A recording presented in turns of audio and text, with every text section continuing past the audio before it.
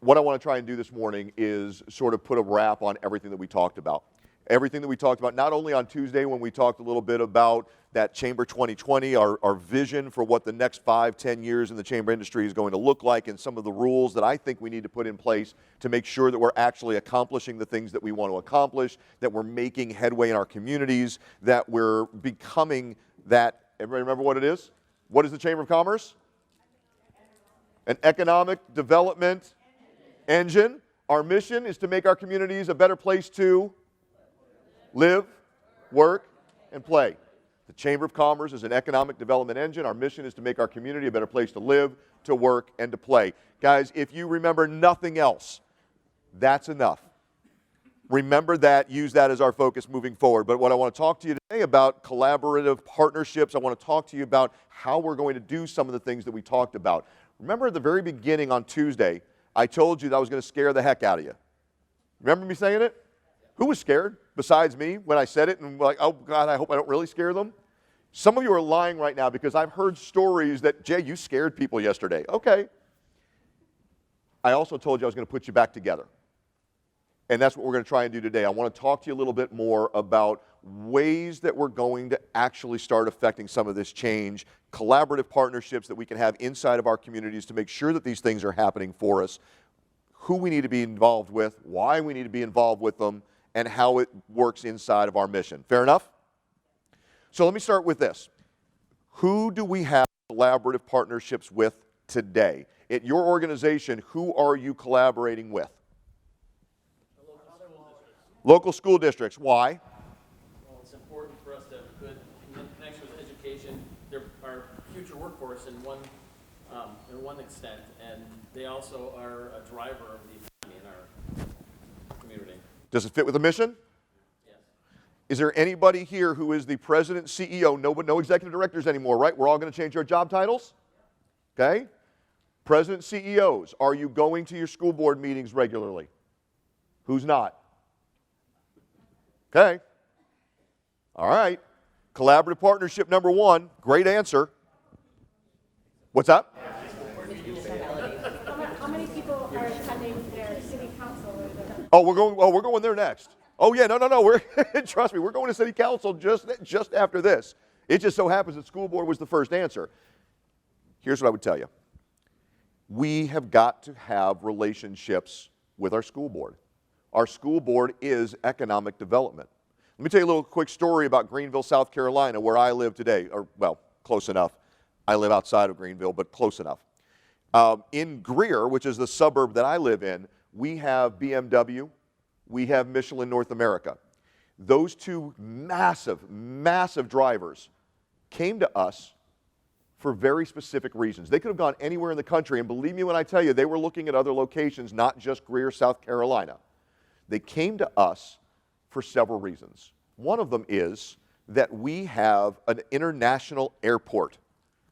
Okay, that's not really fair. We have one international flight per week that goes back and forth to Germany or France, I don't know where it is. We have one international flight a week, therefore we're in an international airport, and they can get their people in and out. The bigger driver for them, was that they come from a country and from locations where the school system was strong. And Greer had made a commitment to make their community strong in education. They knew, they provided information, they demonstrated through this collaborative partnership with the local school boards that the kind of education that BMW and Michelin's employees from Europe were going to be able to promise their kids if they moved them to the United States and moved them to Greer, South Carolina. The school district is important. The school board is important. What we do means we've got to be collaborating with our school board. So if you're the president, CEO of your organization, and we're going to run this like a business, right? No more of this 501c is a charity. We're not a charity. Don't worry about the nonprofit status. We're running our chamber like a business. Step one, we've got to be in the room. Guys, we can't lead the conversation or even be part of the conversation if we're not in the room where the conversation is taking place. The conversation about schools, the conversation about education, the conversation about future workforce, about workforce development, all of this starts at the school board. Shouldn't we have a phenomenal relationship with our school board? And how can we if we're not there? So we have our superintendent that sits on our board. Okay. That's kind of how we filled that gap. Or are you saying, despite of that, we should still be at the school board meeting? You know what? I think that you're probably satisfying the criteria, if I have one, by having the superintendent sitting on your board or in an advisory capacity as an ex officio, whatever you've got going on. I'm probably okay with that. You know, and again, especially in some of your communities where I know some of you have multiple municipalities that you're dealing with. So if we need to make some concessions along those lines and we need to bring them to us instead of us going to them, okay. But we also need to have a dialogue that says, Mr. Superintendent, Miss Superintendent, if there's something coming up that we need to be in the room for, you've got to make sure we're in the room, okay? Because we've got to be there to voice our support or our opposition or whatever it is, you know, to give the business community's stance on whatever it is that we're talking about. I need this to be a two-way street. It can't just be you coming to me. I've got to be able to come to you when it's time as well. Yeah. City council, county council, town, whatever you've got, your municipalities. And again, I'd like to apologize in advance for what I'm about to say to those of you who represent 12, who was it that I was talking to that's 12 municipalities? We were on the bus last night and somebody said 12. We have 37. 37 municipalities. I don't know how on earth you're going to get to all those city council, county council, town hall meetings. I don't know how you're going to do any of it, much less all of it. But guys, we've got to be in the room. We have to be at the table. Because here's what's going to happen. Not only are we going to want to be in their room when it's time, we're going to want them in our room when we're the convener. When we're bringing things together, we want to have that relationship with them, and the only way that happens is if we built the relationship ahead of time. Don't wait to build a relationship until you need them. Build the relationship now, right? All of our elected officials, I know all of you know all of your elected officials, right? Is there anybody in here who does not have a personal relationship with one or more of your elected officials? We're good there? Another collaborative partnership, I think, because again, anything that we want to get done that we can't do ourselves is going to take a relationship with our elected officials. It just has to happen. We've got to have that. Who else? Who else do you have collaborative partnerships with now? Who else are you working with? Other county chambers. How's that work? There's 6 of us, and it's great because we actually, I mean, there's power in numbers. We all very supportive of each other. If there's anything going on, we all, you know, obviously it's a sounding board for throwing things back and forth, but Okay. A lot of our members are crossover memberships too, for whether it's like Geneva, Elkhorn, Delavan, whatever you name it. Right.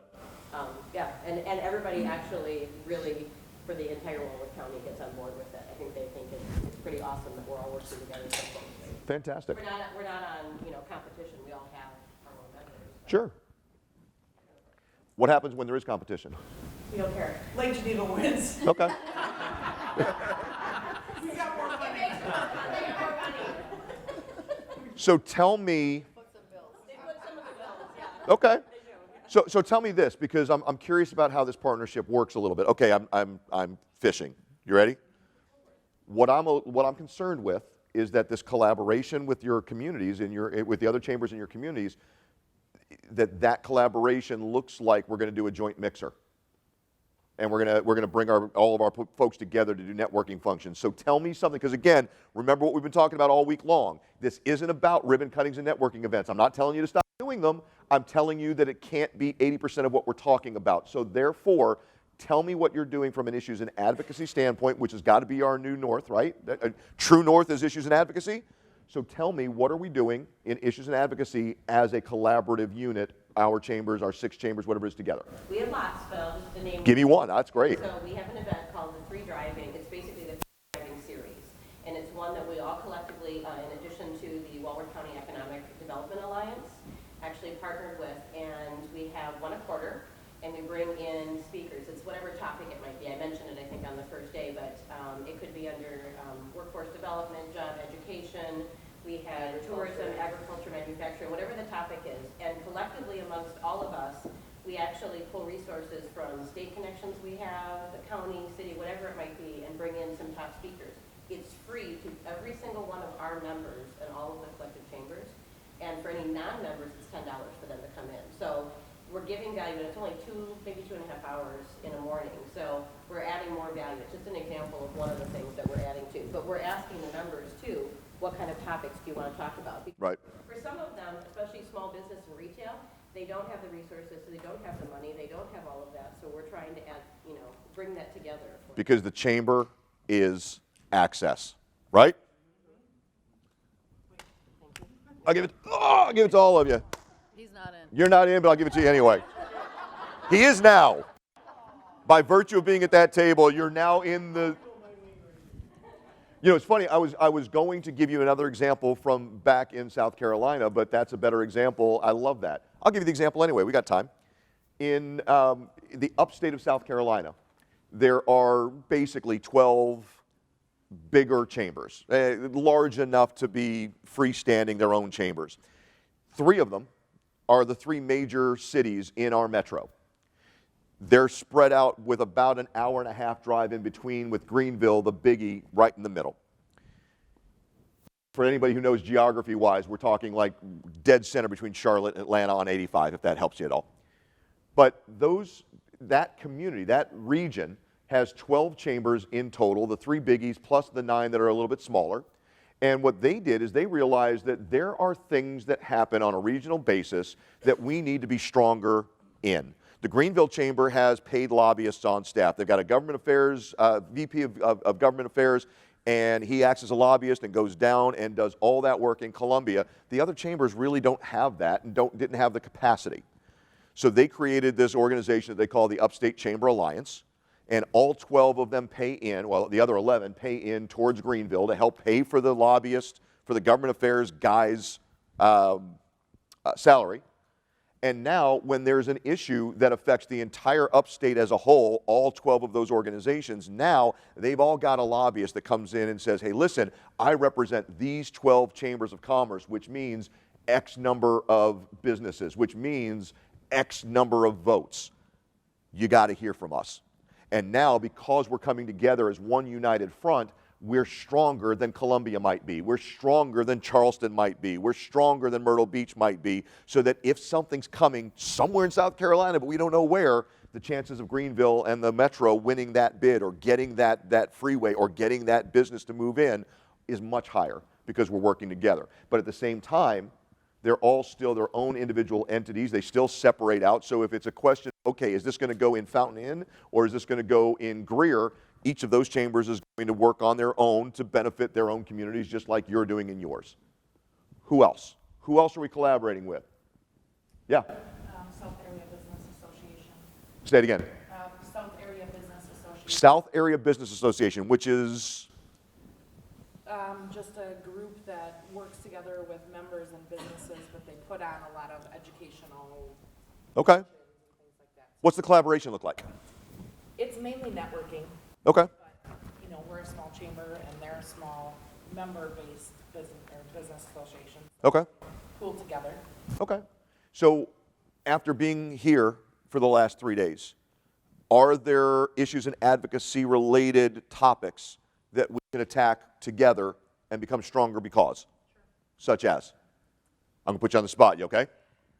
Tell me to pass if you need me to. It's okay. No, you're fine. You tell me more, but I think just any business advocacy that we can help with any of the members. Getting better presentations from healthcare or, things like that. If we're both business organizations and we're both representing businesses in our respective areas, then there's always going to be something that we can work on together. There's always going to be something. And guys, this sounds simple. It is. But we're better together. We're better together. Anybody remember the old African proverb? No? If you want to go far. No? Seriously? Good. Go together. There you go. If you want to go fast, go alone. If you want to go far, go together. The point of the message is just simply this. There are opportunities for us to grow, and we don't have to do all the heavy lifting ourselves. So where are we weak? Where do we need help? We can go through more collaborative partnerships, and we will. We'll talk about more opportunities and more ways to get some of this done. But what are some of the things that the Chamber of Commerce is not specifically great at? What do our members expect us to do, or what have we trained our members to expect us to do that we're really not that good at. Asking for money. Why on earth would a chamber be asking for money? To put on events. So sponsorships. Okay. Could you have a collaborative partnership with somebody? Do you not have somebody on staff that's selling events? No? So then what? Can you do it all? So what do? Who could you partner with that could help you? Members of the community. Okay. Help her out. Who else? Who else could we potentially partner with that can help us bring more revenue through our events? Charitable foundations. Board of directors. How's the board of directors going to help? Whoa. So you're saying that you've got an active board that's actually going to participate? They're not just going to be, pure governance sitting on top and beaming down their radiance upon you? That's not it.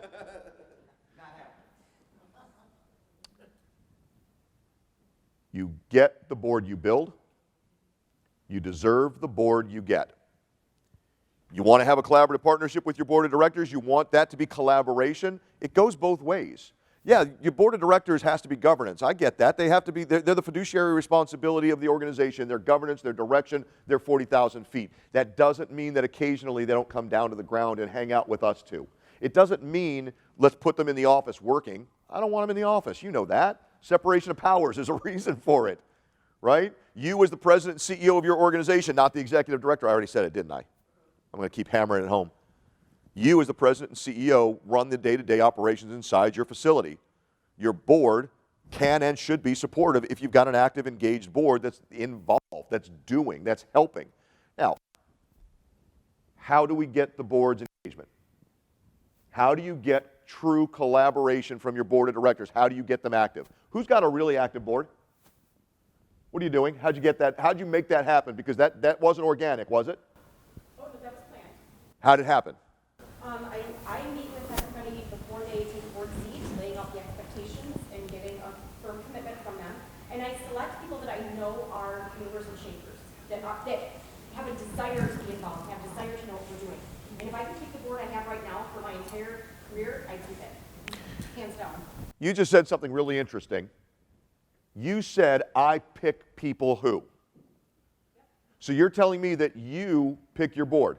I'm constantly recruiting board members because out of people that I see as people in the community as being the ones that are change makers. I love it. Now, if your organization, if your chamber doesn't have a standing board development committee, if it's not written into your bylaws, you need a bylaw review fairly quickly.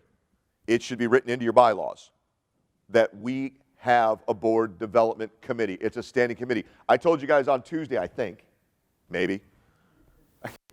Who knows? I don't know what I'm talking about. Come on, man. My granddaughter's going to be born tomorrow. I'm in Greenville already.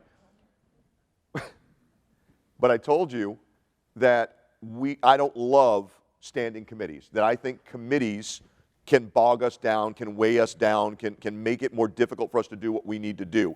I like the idea of task forces. I like task forces because they typically have a sunset.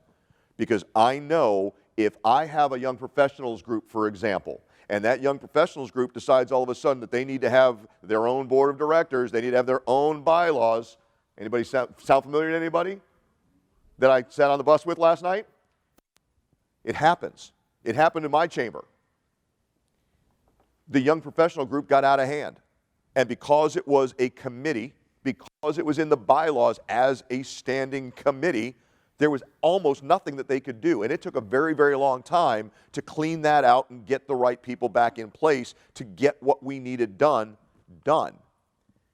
Had that been a task force with a specific set of rules, with a specific timeline, with a sunset, with a guide to here's what you are supposed to accomplish over the next 6 months, 9 months, whatever it is, we could have wiped the slate clean in 6 or 9 months and started fresh when we decided to reinstitute the program 3 months later.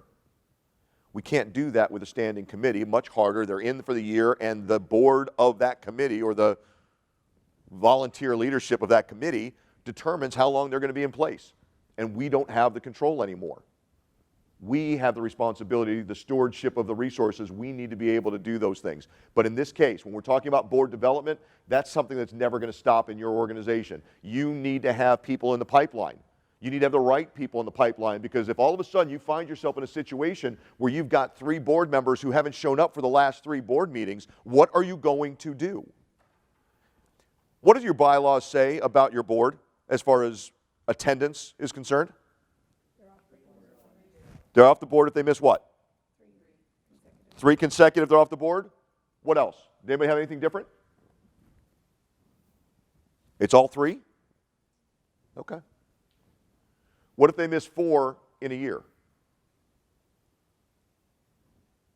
Mine's not consecutive. 3 in a year and you're out. 3 in a year and you're out. Okay? So let's say I'm a board member and I miss my 3rd.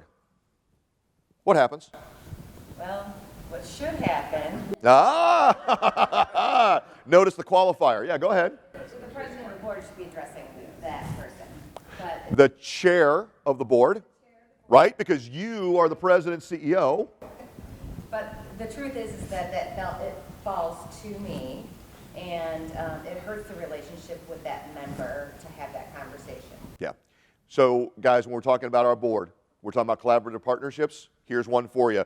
Anybody who's ever been to Institute has heard this 100,000 times. Always put a volunteer between you and the problem. Okay? You don't fire a board member. The president of the board fires a board member. The chair. Oh, good catch. Hang on. Where's my dollar? Hang on. Gotta put $1 in the kitty for that one. Sorry. There you go. Take it off your.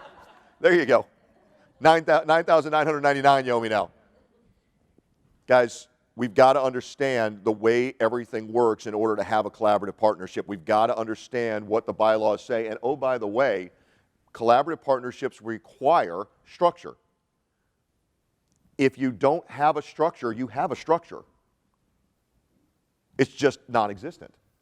And it's willy-nilly. And it's whatever happens, happens, and we'll figure it out as we go. And that's no wow.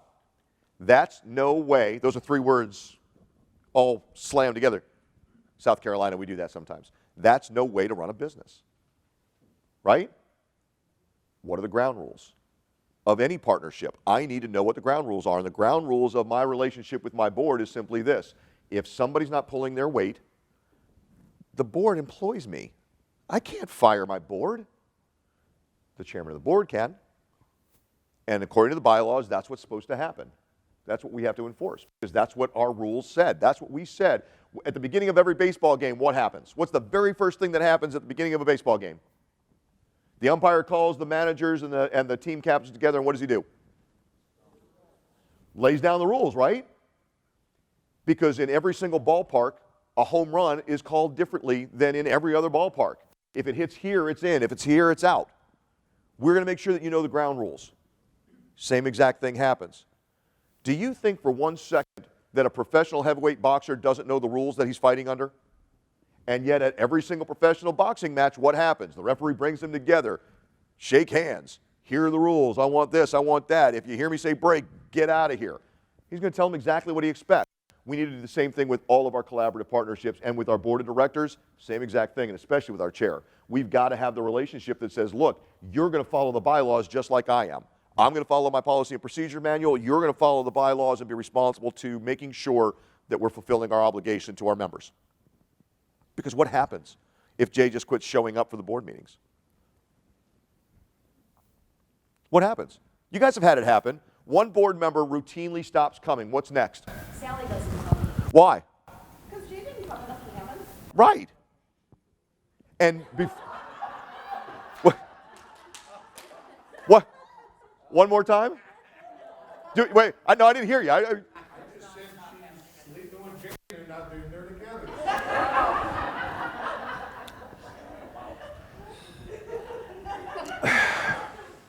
Denise, if you're watching this, there's no truth to that whatsoever. I don't know what the heck he's talking about. He made that up. What are you trying to get me in trouble?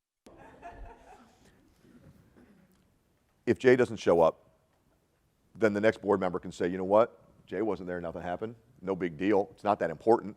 I can move on, and I'll be there if I can.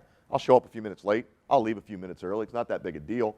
And the next thing you know, we don't have a quorum. We can't do any business. We can't do anything. What else? Tell me more about collaborative partnerships. Who else do you have a partnership with?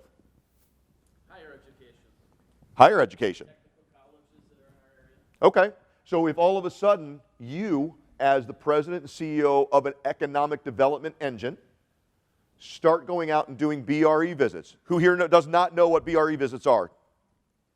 Everybody knows? Don't. Awesome. Fantastic. Good deal. Awesome. BRE visits are typically done by the Economic Development Corporation in your community. If you don't have one, then they fall to you. BRE visits, business, retention, and expansion. What we're doing is we're going out and we're talking to our membership and we're asking them, what's the state of the union in your building? Are we growing? Are we contracting? Are we hiring? Are we firing? Are we, do we have new product lines that we're bringing in, or are we cutting old product lines? Are we planning on being here long term, or are we looking at moving someplace else because we can't find plumbers to do the job that you need them to do? Why am I talking about BR&E visits? BRE visits lead me to making sure that I know what I need to talk to my higher education folks about. So if all of a sudden I'm out here in the community and I'm talking to some of my larger companies and I'm asking them what they need and they're telling me, you know what, we are actually thinking about downsizing or maybe even possibly moving out of state because we can't find pipe fitters. We can't find plumbers. We can't find electricians, whatever it is that they need to find. We know that we've got unemployed electricians in Rockford. We're going to move over there where we can get them cheap. From a community standpoint, wouldn't it be better if we knew about that before they moved rather than wait for them to move and say, oh my God, what happened?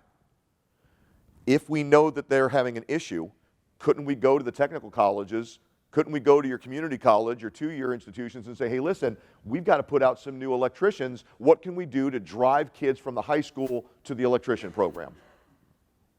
Do we have an electrician program? Do we need to create one? How do we do that? All of that can be you working directly with your higher ed. What else?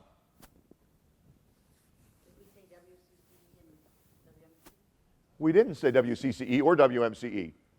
I think those are obvious. We've got a collaborative partnership, but just in the fact that we're here today, the fact that we're all coming together and learning best practices and sharing with one another. And I've always said about conferences like this, whether it's a state conference, whether it's ACCE, whether it's Institute, it doesn't make any difference.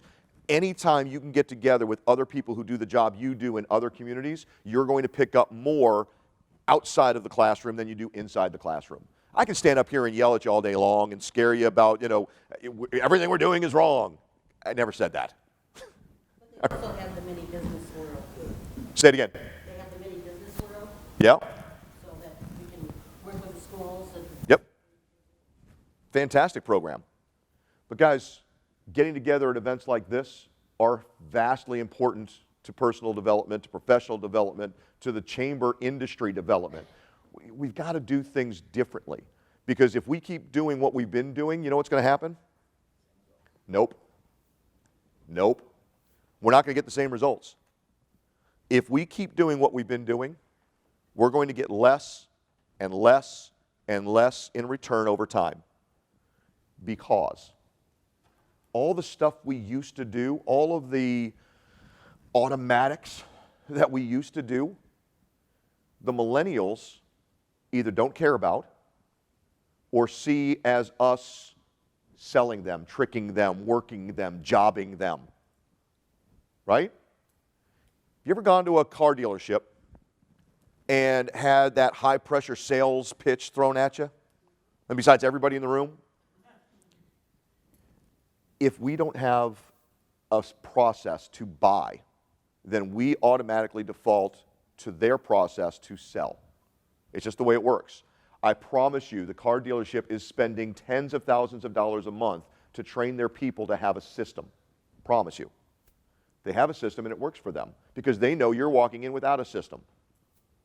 And so if they can't get you on your trade-in, they're going to get you on the MSRP. And if they can't get you there, they're going to get you on the payment. And if they can't get you there, when they get you into the finance, they're going to get you on the loan.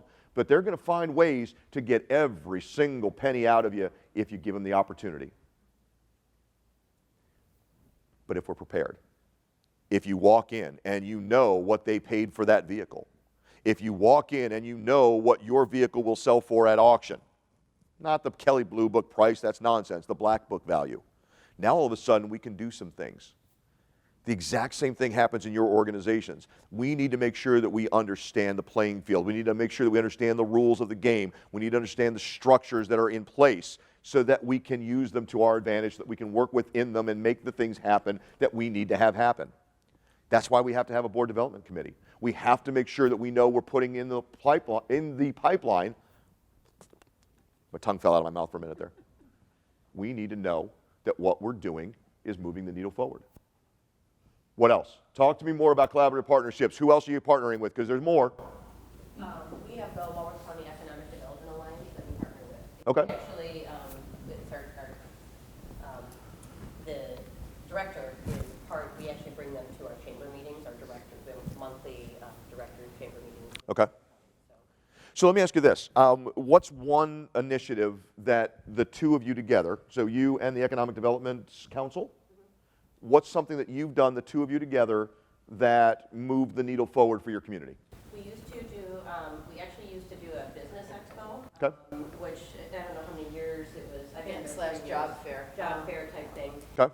We realized last year it wasn't as beneficial. We just didn't get, we had like an after hours and we had guest speakers that came in. But what we're doing now is they have 4 job fairs, whether it's a, manufacturing, a career fair, whatever it might be, with Gateway, University of Wisconsin-Whitewater and so forth. So we all assist them with either, helping with registration, partnering with them, getting it out to our members to sell booth space for that too. Okay. So, because everyone obviously is looking for bodies for, for their businesses and so forth. So Who- that's just one of the things we do. Okay. Who gets the credit?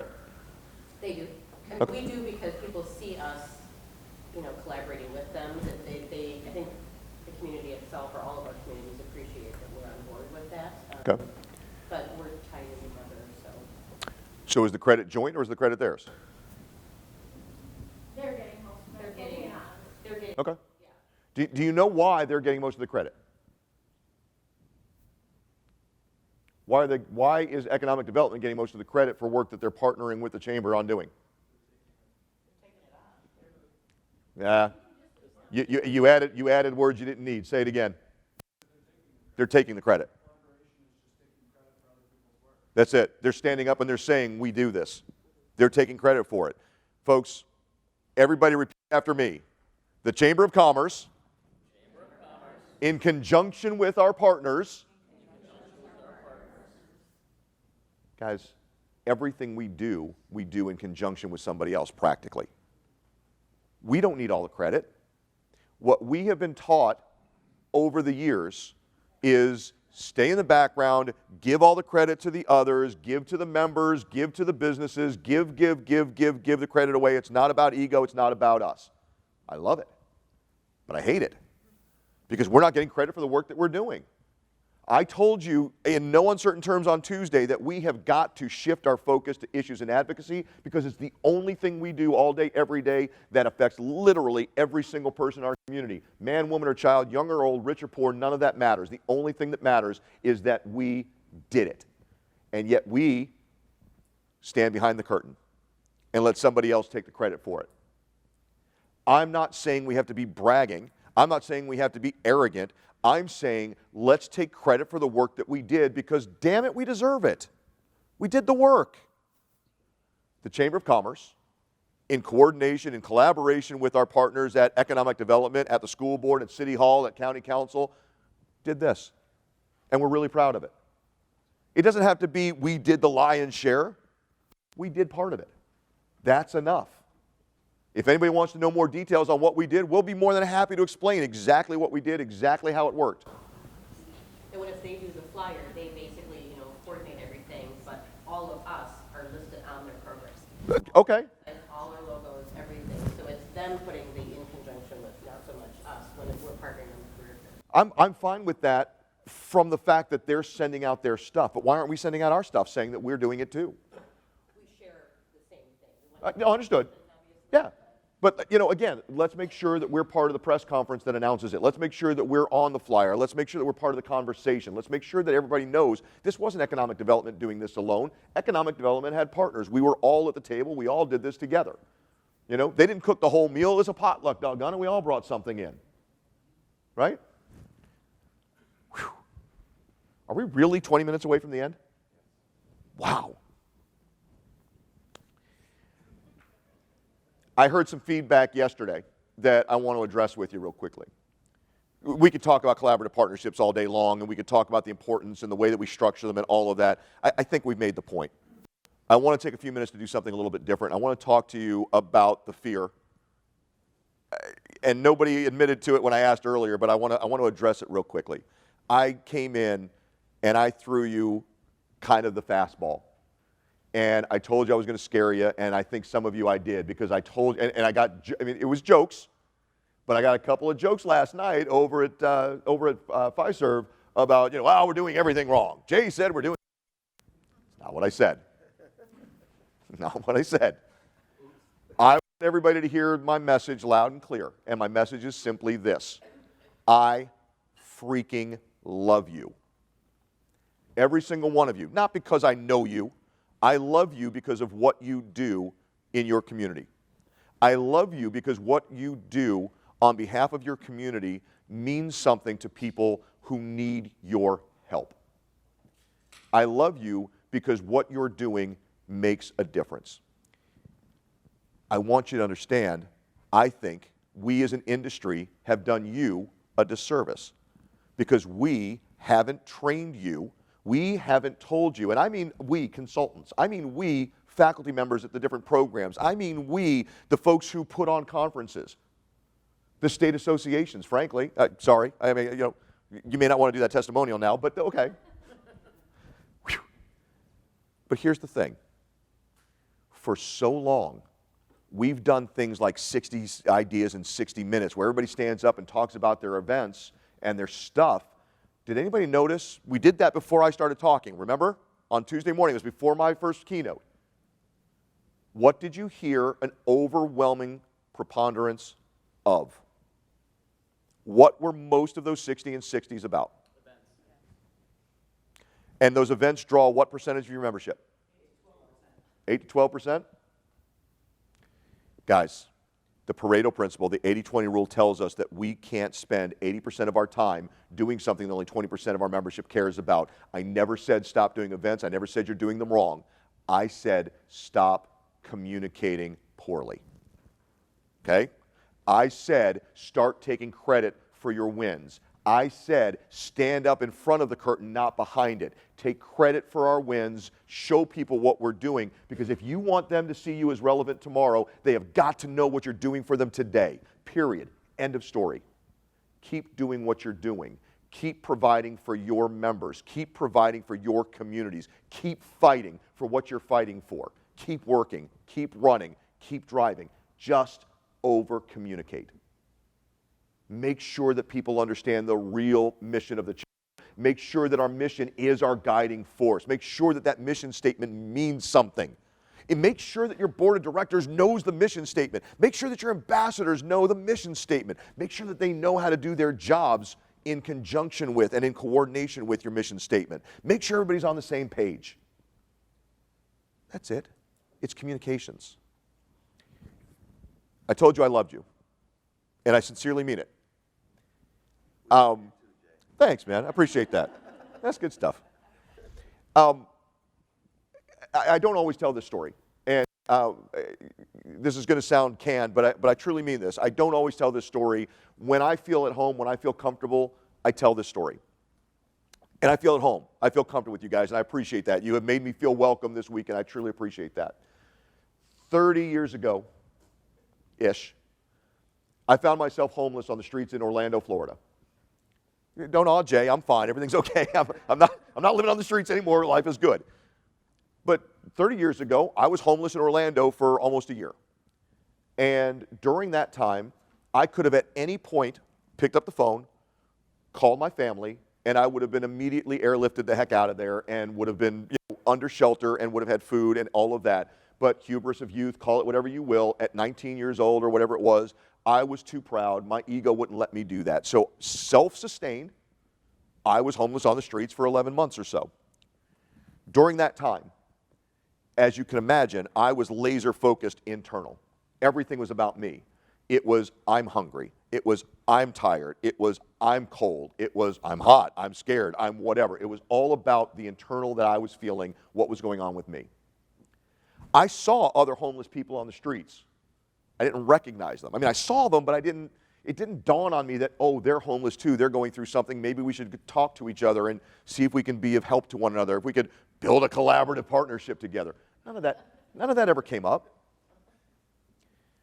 One night in particular. Anybody here military, former military? Nobody? One?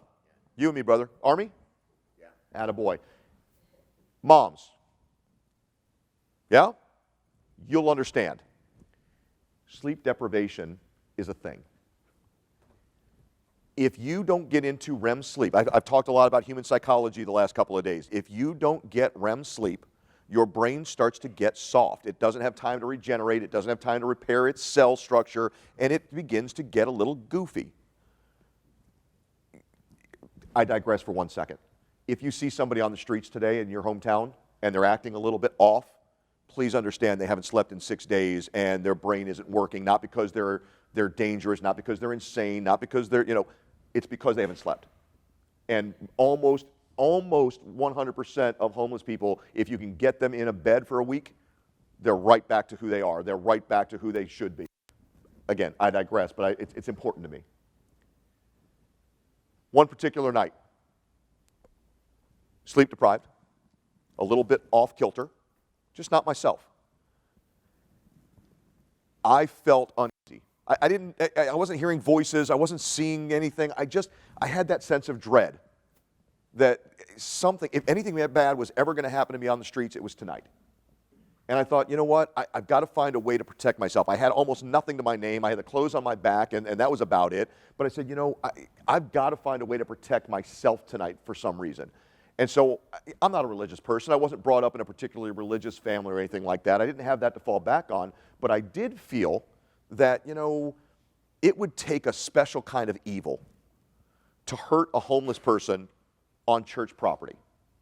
So I thought the safest place that I could find, because I couldn't get into the shelter that night, I thought the safest place I could find would be in the church, on church property somewhere. It just so happened, I'm in Orlando, homeless. It's an area. You know where the homeless area is in your community. They tend to stick together because it's where they can kind of get along a little bit. I found in this bad neighborhood a church. And I remember it vividly to this day. Bright yellow paint job on the outside and bushes all along the exterior. But it was brightly lit from floor to ceiling from the outside because, again, it's in a bad neighborhood. They wanted it nice and bright. I went and I crawled behind the bushes along the side of the building and laid down in the dirt there behind the bushes, figured I'm going to try and get some sleep. Now keep in mind, it's Orlando. It was 90 degrees at 9 o'clock at night, 90% humidity, brightly lit, and the bugs are eating me alive. I'm not going to sleep tonight. I'm just not. But that's not what is going through my mind. What's going through my mind is that noise over there is what's keeping me awake. That noise over there is what's disturbing my peace and distracting me from being able to get the rest that I need to be able to be strong enough to handle tomorrow because I can't do this again. I couldn't identify the sound. I knew I recognized it, couldn't identify it. I remember, again, vividly, I roll over onto my right side and I reach over and there was something heavy. I don't remember. I don't remember, frankly, if it was a rock or a brick, a stick. I don't know what it was. Whatever it was, I picked it up. And I rolled over again to my left side with my arm cocked, ready to throw whatever this was at whatever the offending noise was. Have you ever done something or been about to do something and then realized what you were about to do and you got that? I keep going back to that pit in your stomach, but I think you know what I'm talking about. My heart dropped into my stomach as I realized, as my eyes adjusted to the light, and I realized that what I was about to throw this rock at was a family of 4. A mom, a dad, and 2 kids, a boy and a girl, I'm guessing roughly 3 and 5, give or take. I didn't throw the rock, obviously. I remember dropping the rock. I remember it hitting my hip. And I remember just kind of sobbing, sitting there thinking, oh my God, what did I mean, I almost did this.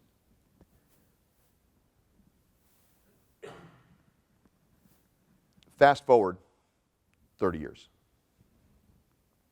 I have no idea what happened to those kids. I don't know if they're safe. I don't know if they're alive. I don't know if they made it off the streets. I don't know what happened to them. I don't know what happened to their parents. I know what might have happened. I've got some ideas of what might have happened, but I don't have a clue. I know this. I know that those 2 babies had absolutely nothing to do with the circumstances, the situation that put them on the street that night, and they had absolutely no power whatsoever to help their family get off the streets the next morning.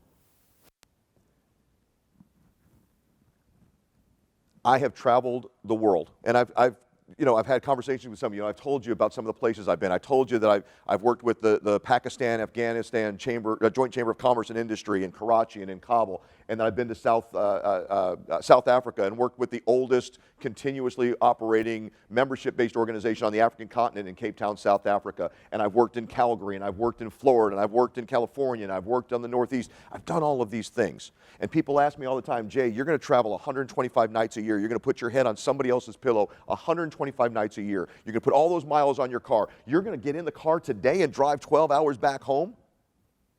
Why? And I'll tell you, it's one reason and one reason only. It's because instead of throwing that giant rock 30 years ago, I have spent the last 8 years, 9 years, 10 years of my life throwing little pebbles, metaphorically, into streams and rivers and creeks and lakes and oceans around communities around this world and watch the ripple effect take action. I know for an absolute fact, in your communities right now, there are homeless kids who need an opportunity. And I know right now in your communities, while you're here, somebody is back home doing the work that it takes to bring another job to town, to help one company grow large enough that they can add another job, that somebody who is underemployed today can become gainfully employed tomorrow, so that somebody who's unemployed today can find part-time employment tomorrow, so that maybe, just maybe, we can affect some kid on the street in your community. I'm never going to meet them. I'm never going to know their names. I'm never going to know their stories. But I know this. I love you guys. I love you guys for what you do. I love you guys for what you stand for. I love you guys for the work that you do. Please, please, please, if you heard nothing from me this week, hear this loud and clear. I'm proud of the work that you do. You should be proud of the work that you do. Your teams, your boards, your families should be proud of the work that you do. God bless each and every one of you for what you do, and thank you for having me here this week. I've had a blast. I love you guys.